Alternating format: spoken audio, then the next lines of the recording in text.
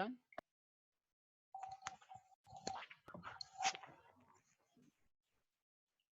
Hola. Hola, profe. Hola, profe. ¿Sí, se escucha ahora? Sí. Ah, dale. Bueno, ahí ahora que tengo más tiempo, pido disculpas por haber arrancado tan rápido. Em, yo les había comentado que el tema de hoy era solidificación. Habíamos visto, a ver, voy a subir un poquito más arriba esto. Ahí está. Profe, ¿me Sí, escucha? sí. Hay chicos que están diciendo que necesitan entrar, que los tienen que autorizar. ¿Hay alguna manera que entre cualquiera? Yo le pongo admitir todo acá. Ahí le puse admitir todo. La próxima vez, profe, no tiene que poner contraseña, porque al poner contraseña los tiene que autorizar. Si no pones contraseña... Dale, gracias. Dale, listo, listo. Bueno, volviendo al tema, les había hablado que se necesitaba algunos conceptos de termodinámica. Habíamos visto que era espontaneidad, algo que ocurría cuando las condiciones estaban dadas.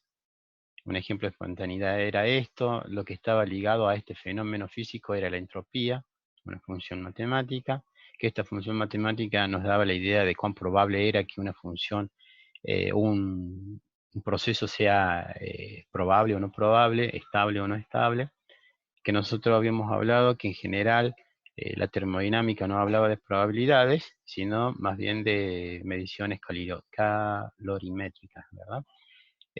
También habíamos visto un poquito de lo que era entalpía. En química general ustedes habían visto que era la entalpía de formación, que está de acá, que la entalpía representaba el calor, ¿verdad? El calor se mide a través de la temperatura.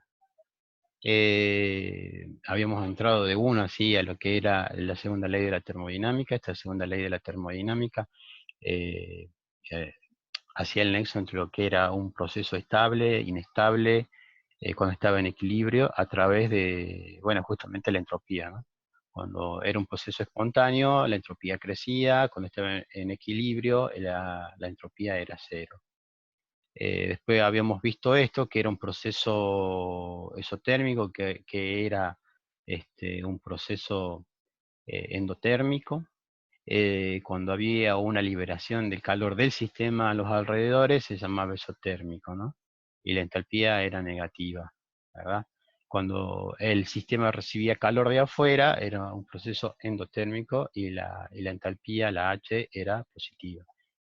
Después les había pedido que ustedes anotaran esta ecuación. Esta ecuación a nosotros de alguna manera nos permitía cuantificar la entalpía a través de esta medición de calor con determinada temperatura. La medición de calor lo hace en una bomba termocalorimétrica, que es un equipo que mide cuánto calor se libera o se consume de acuerdo a la variación de temperatura, ¿verdad? O sea, esto es medible físicamente, y esto se hace con un termómetro. Entonces ya tenemos cuánto vale la entropía. Sí. La pompa. Están diciendo que hay chicos afuera que tienen que entrar a la reunión. Bueno, dale. Ahí a cada rato le pongo admitir. Te lo pongo hasta aquí. Bueno, ¿qué es lo que era la entropía? La entropía, cuando había un cambio de fase, nos daba la idea de desorden o de algo aleatorio. Cuando teníamos un sólido, que era lo más, digamos, ordenado posible, que decir que cada átomo o molécula ocupaba un sitio. De ahí, cuando había suficiente temperatura y suficiente calor, había un cambio de sólido a líquido, y había una variación de la entropía, ¿verdad? Esa era, en este caso, fusión. El sólido pasa a ser líquido. El líquido tiene mayor energía térmica dentro de sí mismo, por lo que sus moléculas o átomos tienen mayor movilidad. En el caso del sólido, no. Y lo mismo sucede cuando llegamos a un punto en que el líquido pasa al estado gaseoso. ¿Qué es lo que muestra esta figura? Que a medida que aumenta la temperatura, aumenta la entropía. Aumenta la temperatura, aumenta la entropía. Pero llega un punto en el que a una temperatura, en este caso la temperatura de fusión, hay un incremento de la entropía, pero la temperatura permanece constante. Lo mismo sucede acá cuando hay un cambio de fase. ¿Está bien? Después habíamos visto el desarrollo de estas fórmulas. Estas fórmulas nos permitían saber cómo llegamos a la energía libre de Git. Entonces por ahí se habla de energía libre de Git. Bueno, entonces me tomé el trabajo de decirle, che, la energía libre de Git se hace con esto. Entonces tenemos la entropía del universo. Siempre la termodinámica toma un sistema y el resto que vendría a ser los alrededores, que no es propiamente el sistema. Entonces, la entropía vendría a ser la suma de la entropía del sistema más alrededores. Si esto es mayor que 0, entonces decimos que el proceso es espontáneo, que se puede dar. ¿Qué es lo que hicimos acá? Esto de los alrededores, yo les había pedido que lo memoricen o lo escriban, que era esto de acá, y lo ponemos acá. Los alrededores lo ponemos acá. Entonces ahora ya tenemos nuestro sistema más acotado, pero ya no nos importa lo que pasa en el alrededor, sino lo que pasa en el sistema. ¿Sí? Eso es la entropía del universo. Multiplicamos ambos términos por T, esta T se elimina, que viene a estar acá, esta va a venir con esta T de acá, y después multiplicamos por 1, por menos 1. Cuando multiplicamos por menos 1, se invierte el signo, ¿no? Acá esto es mayor y acá se va a pasar como menos. Entonces esta última ecuación la volvemos a escribir, es esta que está acá. Ahora, esto que se está viendo acá en el cursor, es justamente la energía libre de Git, ¿no? Esta es la función y esta vendría a ser la variación, ¿no? Esto significa que hay un estado inicial y hay un estado final. Lo que pasa en el medio no importa, siempre importa el estado inicial y el estado final. Por eso se llama función de estado. Ya directamente acá había terminado, digamos, lo que era el repaso, ¿no? Entonces nosotros partíamos de esta ecuación para empezar a hablar lo que es solidificación, lo que respecta a la materia que estamos viendo ahora. Habíamos visto que si era espontánea era menor que 0, o sea, siempre buscaba el mínimo, la mínima energía para estar en estado, en un estado más estable. Si era mayor era improbable que suceda, y esto cuando era C era igual a 0. Aquí habíamos visto las convenciones que se daban para la G, ¿no? Y uno de los más importantes era esto, elementos, que era igual, la energía libre de Git era igual a 0, o sea, un elemento puro era igual a 0. Lo mismo que la entalpía, eso se hacía por convención, ¿está bien?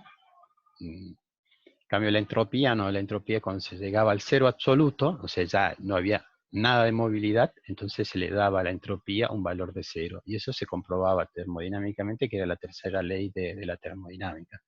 En el caso de la energía libre de Gibbs y la entalpía, por convención, se usaba que a 25 grados era tal temperatura. Y, bueno. Ahora, después habíamos visto esta tabla, y esta tabla le decía el punto de fusión del agua, punto de fusión o solidificación, depende de cómo uno lo vea, y el calor de fusión, ¿no? o de solidificación. De fusión es positivo, solidificación negativo, porque uno entrega calor y el otro recibe calor. Entonces, habíamos visto estas transiciones de fase, ¿no? ¿Qué es lo que hacía acá? La energía libre de Git en un estado, por ejemplo, cuando hay un estado de equilibrio. Entonces el delta G vendría a ser 0. Al ser 0, yo lo que voy a hacer es despejar la entropía. Al despejar la entropía, lo único que hago es fijarme en la tabla de arriba, estos valores estándares, que estos se sacan físicamente, y pongo 6 kilojoules, que acá abajo sería 6000 10 joules, ¿verdad? Ahora, lo que yo quería que ustedes vieran era justamente esto. Si el hielo pasa a agua, o sea, pasa de un estado estructurado a desestructurado, vendría a ser un signo positivo. Ahora, si el agua, que está más desordenada, pasa a hielo, que es más ordenada, tiene un signo negativo. ¿Sí? Y después, para los chicos que entraron hace un rato, les hice ver un video. Yo quiero que vean el video porque es el concepto, este concepto se le va a quedar más. Si yo vengo acá, habíamos quedado que era así, a ver.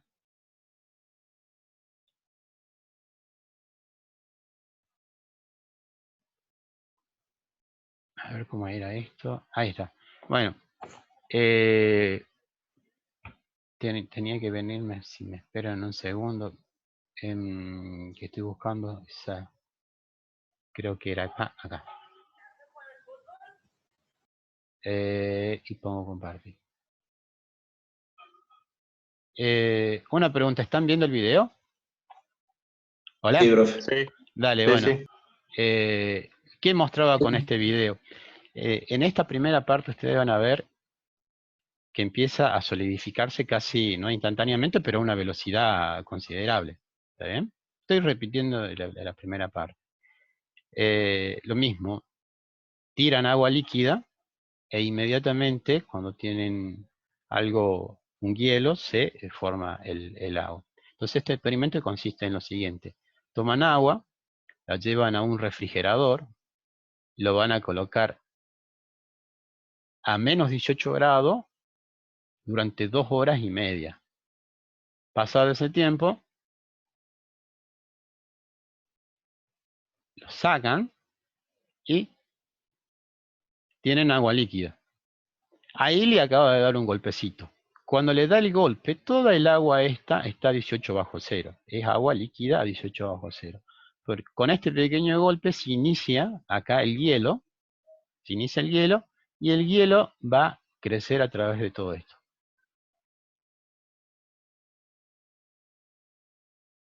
¿Qué quiere decir esta parte? Que el agua líquida está a 18 bajo cero. Eso tiene un subenfriamiento y acá sucede lo mismo. Le golpea y empieza a crecer el hielo. ¿Está bien? Eso es lo que va a iniciar, digamos, el tema que vamos a ver hoy, que es la solidificación. En vez de agua, lo vamos a hacer con los metales. Acá justamente lo que yo les hablaba, este hielo, que seguramente está a 0 grados o una cercana un poquito, una temperatura un poquito más baja, le va a tirar agua a menos 18. ¿Qué sucede? Que inmediatamente se genera hielo. O sea, esto de 18 bajo cero toca el hielo y se convierte en hielo. Bueno, ese es el video que yo les quería mostrar. ¿Está bien? Que eso es lo que vamos a tratar de desarrollar ahora. Y acá no sé qué pasó. Profe, digamos, ¿de qué depende que el agua se congele o no se congele en el freezer? O sea, en teoría tiene menos de 18 grados. Sí, en teoría a los 0 grados, a los 0 grados termodinámicamente, convive el agua con el sólido. Un poquito menos de 0 grados, teóricamente tendría que haber hielo, pero no sucede así. Eso se llama un estado metaestable.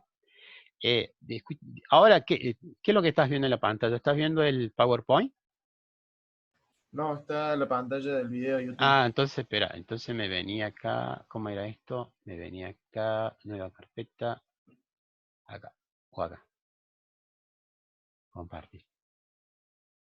Ahora, la del PowerPoint. Sí, ahora el PowerPoint. Dale, entonces continuemos. Entonces, ahora ya sabemos lo que es la energía libre de Gibbs, de dónde sale, y sabemos que tanto la entalpía como la entropía dependen de la temperatura, ¿verdad? Si ustedes agarran, dibujan la energía libre, van a ver que hay puntos que si yo hago la derivada primera, y si es una horizontal, es que puede haber un máximo o un mínimo. En este caso, es un mínimo. Imaginemos que siempre habíamos dicho que el sistema busca su mínima energía. En este caso sería esto, lo de mínima energía. Acá, en este punto, imagínate que sea 18 bajo cero, el agua líquida. Y acá 0 grados, pero hielo. ¿Cuál es más estable? Este punto. ¿Está bien? A ver si hay más chicos o no. Bueno, ¿qué teníamos acá? Acá teníamos una delta G del sólido, la energía libre del sólido que continúa hasta acá. ¿Está bien? Y esta de acá arriba es la delta, es una G del líquido. Ahora, si vos te parás en la temperatura, esta es una gráfica de la temperatura versus energía libre, si vos te parás por arriba de la temperatura de fusión, si vos te parás por arriba de la temperatura de fusión y bajás una vertical, ¿qué vas a encontrar? Que la de menor energía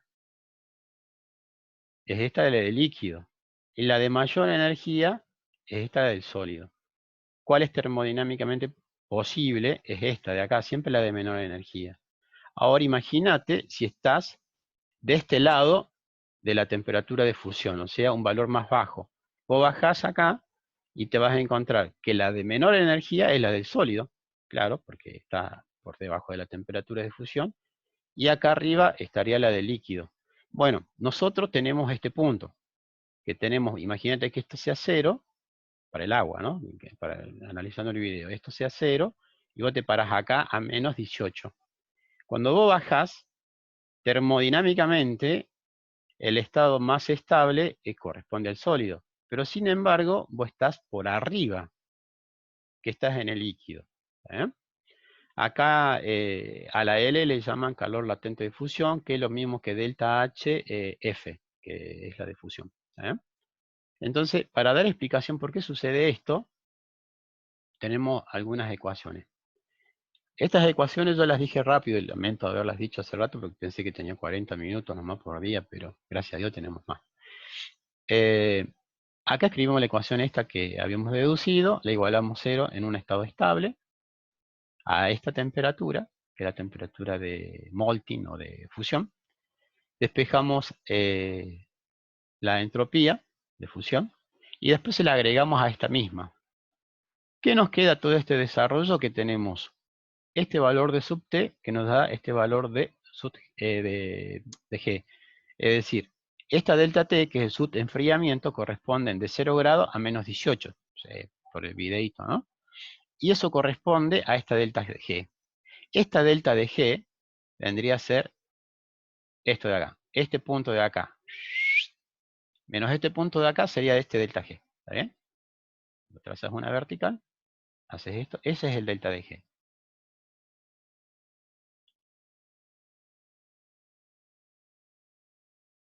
Admitir todo.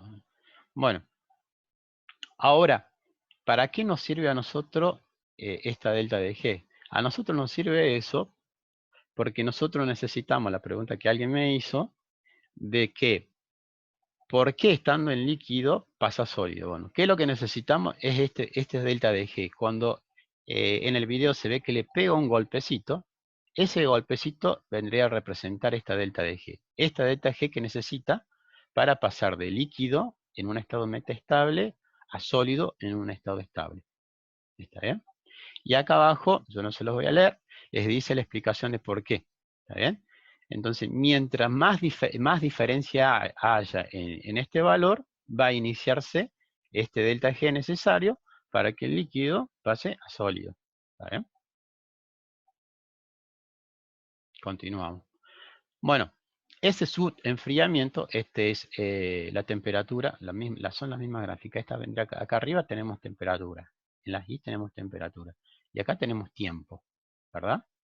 Entonces, si yo tengo un líquido y voy bajando la temperatura de A hasta B, teóricamente, hipotéticamente, debería pasar a sólido, pero no ocurre así. Sigue bajando la temperatura hasta que llega a un punto C. Ese punto C es importante porque esa es la máxima temperatura que puede ocurrir. Se le puede estimular poniendo movimientos, como se hizo en el video, o afinadores que vamos a ver lo que más adelante, pero llega a este punto C. A partir de este punto C, uno dirá, ¿por qué si llega ahí y ahí empieza a cristalizar, que esta sería la punta de la botella, ¿por qué sigue cristalizándose?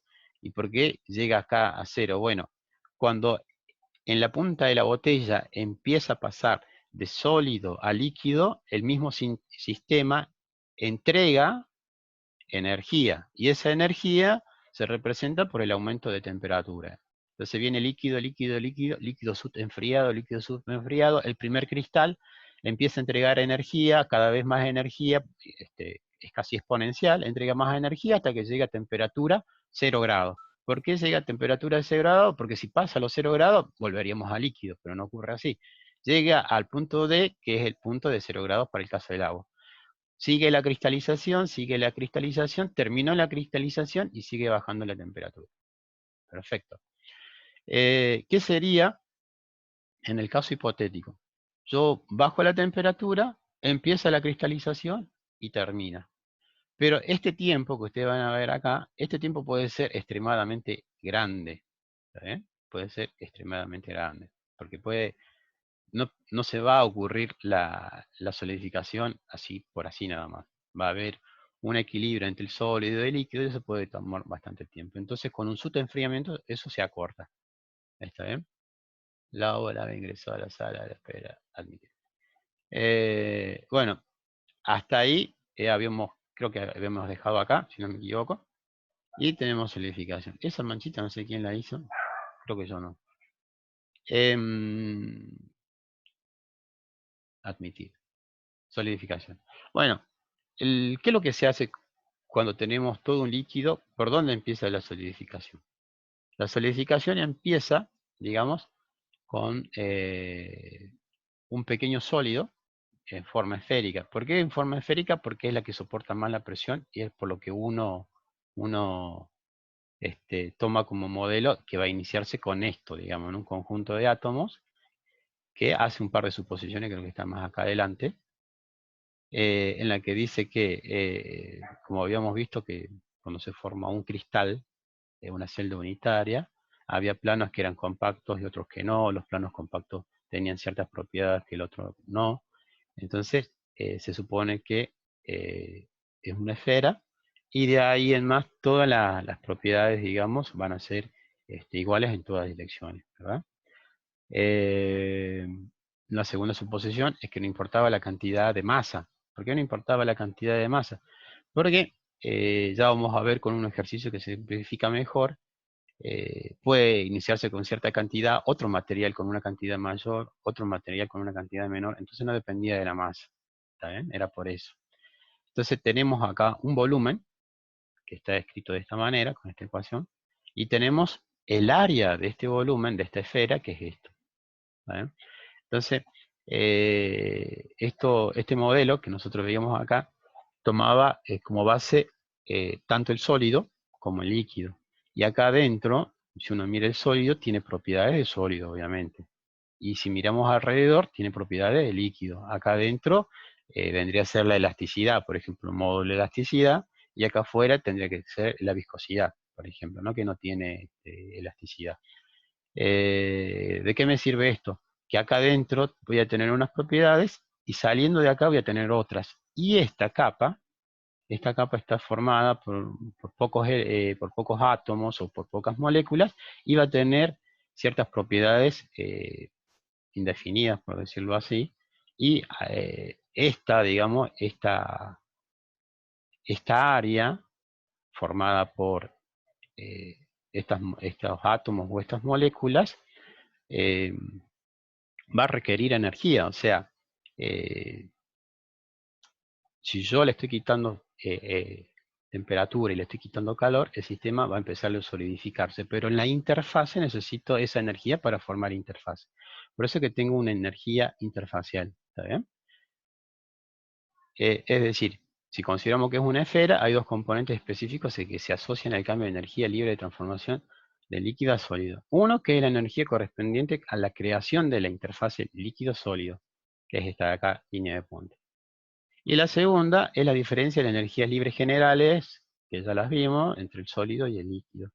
Lo que es la superficie, esta energía tenía justamente como área esta, y habíamos tomado como un radio de esta esfera, ¿verdad? Como para orientar, digamos, homogeneizar. Podríamos tomar un cubo, un plano, pero para hacerlo más fácil es una esfera que tiene este radio. Y después teníamos un volumen. Este volumen tenía esta fórmula, que también es expresada por radio. Entonces, ¿qué teníamos? Esta de acá, que era la superficie, que era raíz cuadrada, que era cuadrática, y esta, que es raíz cúbica, que tiene signo negativo. ¿Está bien? Obviamente esta de acá, la verde, va a crecer mucho más rápido por cada valor de radio que esta. ¿Por qué? Porque esta es al cubo y esta es al cuadrado. Entonces la energía total, que es la suma de las interfaces sobre la diferencia de las energías libres del líquido y del sólido. ¿Qué curva me da? Me da esta curva. ¿Mm? Ahora, esta zona de acá, que tiene un radio crítico, que está simbolizado con un radio asterístico, esta zona de acá es la zona donde se forma un embrión, que es un conjunto de átomos que se aglomeran y que se redisuelven. O sea, son tan pequeños que el mismo líquido los disocia. Entonces se crean, se disocian. Pero va a haber un radio crítico a partir del cual la energía del libre total, digamos, va a caer y se va a formar. Es decir, el radio va a crecer y la energía, o el cambio de energía, va a ser más estable. Acuérdense que la energía siempre busca el menor valor. El sistema va a buscar tener la energía más baja. Hasta ahí estamos. Bueno, ¿cómo se ve eso con ecuaciones? A esto, que era una esfera, la vamos a multiplicar por la energía libre de Git, que ya habíamos visto anteriormente, que yo les había pedido que la anoten, más esta otra energía, que esta energía es la de superficie. Esto que están viendo acá, yo lo saqué del Smith, y esta gráfica la saqué del Askeland. Ustedes van a ver acá que sigma, ahí es un sigma, y acá van a ver que es un gamma. Bueno, los dos significan lo mismo, ¿está bien? Lo aclaro acá tranquilamente en el video. Esto es igual a esto que está acá. Como volvemos a hacer lo mismo, como esto tiene un máximo, entonces ¿qué hacemos? Lo derivamos a esta ecuación, a esta función, esta función la vamos a derivar con respecto a R. La derivamos, la igualamos a 0, me va a quedar una ecuación cuadrática en R, porque esto que es R al cubo va a bajar el 3 acá, se simplifica acá, esto me queda 2 acá, este 2 va a pasar multiplicando este 4 y esto me va a quedar R. Entonces simplifico la ecuación cuadrática, digo, le saco las raíces, que este es una de las raíces. ¿Está bien? Este mismo valor lo vuelvo a introducir acá arriba y voy a obtener esta expresión de delta G para el radio crítico. ¿Cuánto me vale delta G para el radio crítico? ¿Está bien? Ahora, lo que ustedes tienen que notar es que tenemos radio crítico y este valor del delta T acá abajo. Delta G con este valor de acá. Yo lo volví a escribir acá. Ahora, ¿qué es lo que significa esto? Que a medida que haya mayor subenfriamiento, la R va a ser más pequeña. Si esto es muy grande, la G va a ser muy pequeña. ¿Está bien? Esto se acaba en 10 minutos, la pucha. Bueno, sí llegamos, que es para homogénea sí llegamos. Acá, ¿qué es lo que tenemos? Acá tenemos algunos valores de los metales. Yo quiero que vean el cobre. Que la temperatura de fusión del cobre es 1800 grados centígrados. El calor de fusión es 1628 joules centímetro cúbico. ¿Por qué? Porque era volumen. La energía interfacial era joules centímetro cuadrado y es este valor muy pequeño. Y el valor típico de enfriamiento es este, el subenfriamiento, ¿verdad? Para el agua era menos 40 en unas primeras tablas que vimos. En este caso es 236. ¿Qué más tenemos acá acerca del cobre? Que vamos a hacer un ejercicio del cobre. Tenemos número atómico, el símbolo, la estructura FCC y el parámetro de red, que es este de acá. Bueno, tenemos densidad, temperatura de fusión, el número atómico de masa. ¿Y qué más tenemos? Sabíamos que la FCC teníamos 4 átomos por celda, ¿verdad? Bueno, tenemos 4 átomos por celda. Acá viene el ejercicio. El ejercicio dice calcula el tamaño de radio crítico, el R asterisco y el número de átomos en el núcleo crítico cuando se forma cobre sólido por nucleación homogénea. Comente sobre el tamaño del núcleo, bla, bla. Este ejercicio lo saqué del Askeland. El mismo ejercicio está en el Smith. ¿Qué es lo que se hace? De la tabla sabíamos que el delta máximo de su enfriamiento era 236. La temperatura de fusión era 1085, le agregamos 273, me queda este valor. Esto también lo sacamos del calor de fusión, era este valor, el calor, la energía superficial es este valor pequeño. Todo eso lo ponemos en la ecuación y nos tira que es este valor. ¿Está bien? Estos valores los sacan de tabla y lo ponen en la ecuación del radio. Y me da este valor. Ahora, uno sabe que el parámetro de red, ya lo habíamos leído, hacemos de nanómetros centímetros. Como queremos calcular el volumen, lo elevamos al cuadrado y obtenemos el volumen de esta celda, de la celda unitaria FCC. Ahora hacemos lo mismo con el valor del radio.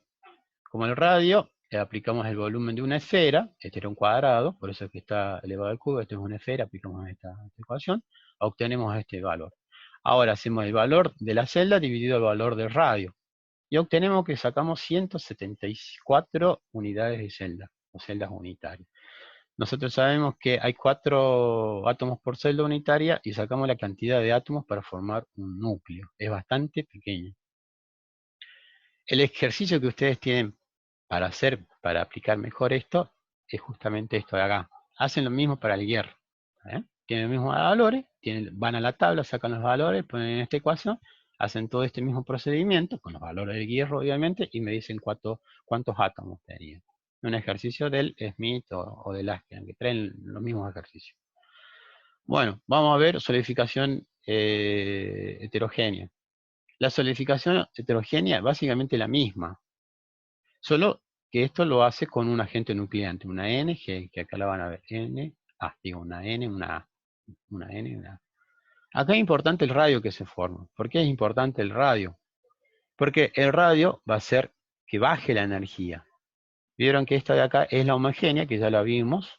Cuando uno pone una partícula dentro del metal fundido o sobre las mismas paredes del molde donde va a solidificar, el delta G baja desde esta línea azul a esta línea roja.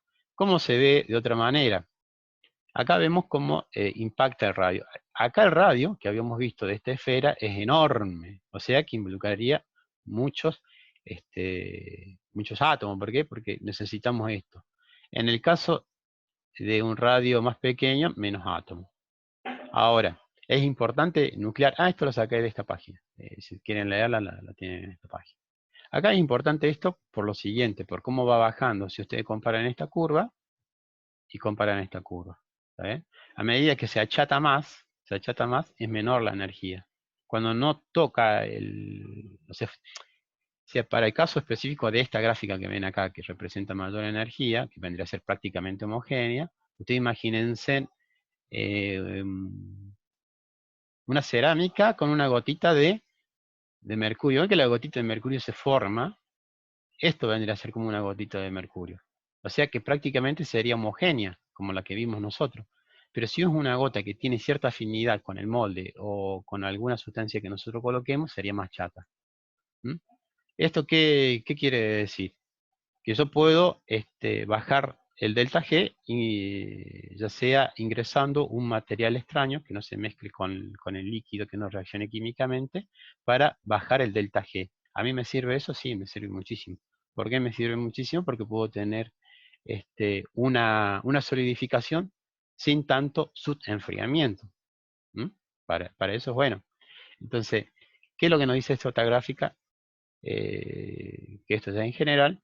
Esto que ven acá son las aglomeraciones de los embriones. Siempre pasan de embriones a núcleos, cristales y a granos. Entonces tienen estos embriones, pasamos a núcleos. Ya lo blanco está prácticamente líquido, y finalmente queda esto que es un grano, que esto lo vamos a ver más adelante, el tamaño del grano. Pero empieza acá líquido, que ven sea embriones, núcleos. Los núcleos ocupan casi todo el líquido, y finalmente la temperatura de la solidificación completa, digamos, ¿verdad? Acá tienen un videito que yo quiero que lo vean. Ahora ya no hay tiempo, ya se está acabando el tiempo. Como en los bordes del molde empieza la solidificación, ¿verdad? Este videito está bastante lindo. Y acá tienen otro, y esto sí es importante. Acá tienen cuando un metal es puro y tiene esta forma. Porque la solidificación empieza desde los bordes del molde hasta acá. Esta no tiene buenas propiedades. La B es de una solución, que esto me da dendritas, que ya vamos a ver más adelante, en esta misma unidad, creo. Y después tienen esta estructura obtenida por nucleación heterogénea de usando agentes, nucleación, programas usando agentes extraños. Eso se ve acá. Este, por ejemplo, no tiene silicio, este es aluminio, esto lo tienen creo en el apunte, una gráfica que sacamos del SMIT. Esto es una estructura que no es homogénea en su totalidad. Acá las propiedades son distintas de esta de acá, y esta de acá es distinta de acá, y esta del centro de la... En cambio, esta estructura de un aluminio es mucho más, vendría a decirse, es mucho más homogénea, o sea que tiene mejores propiedades mecánicas, o sus propiedades mecánicas son constantes a lo largo de este lingote. Esto es lo que se muestra acá, ¿está bien? En la B. Profe, Sí. le hago una consulta. ¿El Zoom ese termina acá y va a arrancar otro o ya termina acá Y directamente? no, porque mira, ya viene el fin. Ah, perfecto. Eh, Le hago otra consulta. ¿Las grabaciones estas que usted hizo las va a subir al Drive? sí, sí, la subo, porque hace rato con mi computadora es media chiquita, tardó mucho en subirse, por eso me demoré en abrir la otra sesión. ¿Cuántas sesiones se pueden hacer? Creo que es ilimitada la cantidad de sesiones. Ah, Lo que es entonces, limitado es la cantidad. entonces Pero está no de sé. 10. Les pido perdón, pero yo al principio me desesperé, ¿viste? Y hablé todo rápido y lo hice mal. Pero bueno, ahora ya me tranquilicé, sé que tengo más tiempo. Así que bueno, terminemos acá. Y mañana o pasado, no sé cuándo, voy a iniciar, digamos, esto de nuevo. Con lo que queda de la unidad 3, que lo que me queda a mí de la unidad 3, a ver, estoy leyendo acá. Determinación del tamaño de grano, el índice de ACTM, y me queda lo que es el tema de difusión, mecanismo de difusión, que no es termodinámico, pero necesitamos verlo. Yo voy a tratar de hacer las clases en función del programa, ¿verdad? O sea, el programa no sigue las unidades del libro, sino que a veces salta de la unidad 5 a la 7, vuelve a la 6, pero bueno. ¿Cuánto nos queda para terminar? Queda menos de un minuto. Bueno, esperemos un minuto, así la próxima no vuelve a contar de este último minuto. Bueno, para los chicos del 2D3 voy a tratar de hacer un video con el tema de dureza, para que no se queden muy muy colgados con el práctico. Que ya hay 2 profes en vista, van a ver si aceptan o no aceptan el cargo. Profe, Sí. 2 de 1, tampoco he visto material que haya subido la encargada del práctico. Mandale un correo. Profe, puede mandar los videos que hizo el año pasado, los que nos mandaban a nosotros cuando estaban en el práctico. Sí, pero vaya a saber dónde están. Prefiero hacer otro nuevo.